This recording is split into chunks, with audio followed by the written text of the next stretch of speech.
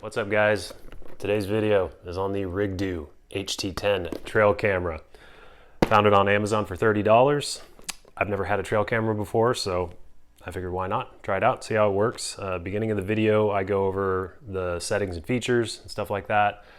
Then I'm going to take you on a journey up the mountain, get the camera set up, and at the end, you'll get to see what's going on in my local hunting spot, and I will share some of my thoughts and takeaways about the camera. Stay tuned. Thanks for watching. Are cheap game cameras any good? I'm about to find out. This is the Rigdoo HT10 digital wildlife camera with 48 megapixel CMOS sensor. Got it for 30 bucks on Amazon. Comes in a pretty nice box. There's the specs of the thing there on the back. It seems like a well-built little camera. Not that I would know because it's my first one, but yeah, it's simple setup. Just open the thing up. Batteries go in here. It's got two different bays, and it'll run off of one of them separately, so you can run it off 4 batteries if you want to. I don't know why you would. It's not that much more to just put 8 batteries in there and get a longer battery life on it. Turn the thing on here. And in test mode is where you'll be messing around with your menu and all that kind of stuff. So it's really not that complicated. You just hit the menu button, up or down, selects what you're trying to do. There's an OK button over here. And then to confirm whatever setting you're going for, you just hit OK again, and then it goes back to the main menu. You just scroll down and go through these until you have it set up the way that you want it. I'm probably going to get a larger memory card at some point because I'd like to see what the 4K video does, but I'm not going to be able to check on this camera for a couple of weeks, so I don't want it to fill up within a few days, so I had the settings kind of in the middle. But anyways, yeah, so that's the camera.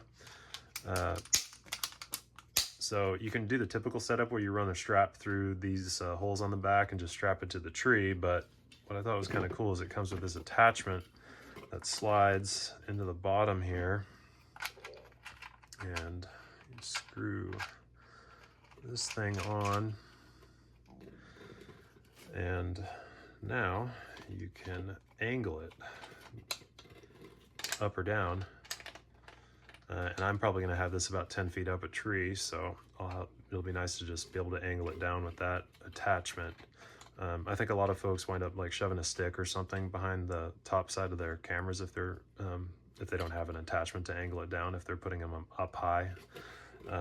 But yeah, it comes with a little USB-C to USB cord. The manual says that you can power it off of this like with a solar panel or something. I'll never do that, but it's neat that it comes with it. And yeah, anyways, that's the setup. I'm gonna hike up the mountain and get it set up and share my findings with you in a couple of weeks.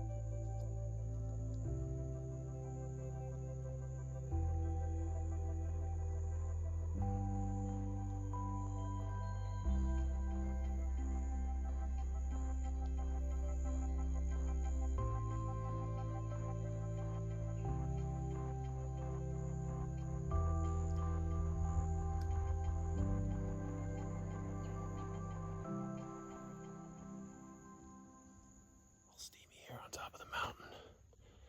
I've got my tree stand just down there a little ways. There's a game trail that runs through a saddle over here, and it runs along the just about 40 yards down the hillside. And I've had a salt block out there for a little while, and we're gonna go put the game camera in front of it and see what's going on.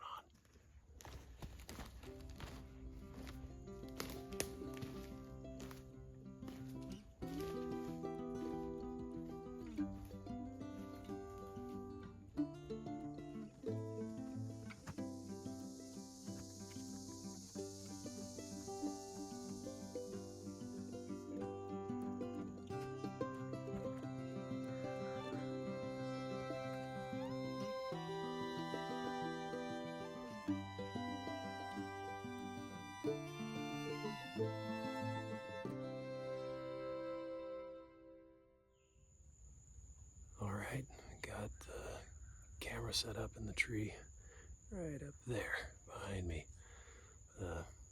Took some time, lots of fooling around with the angle and checking things. So there's got to be a better way to do that, but it's up there.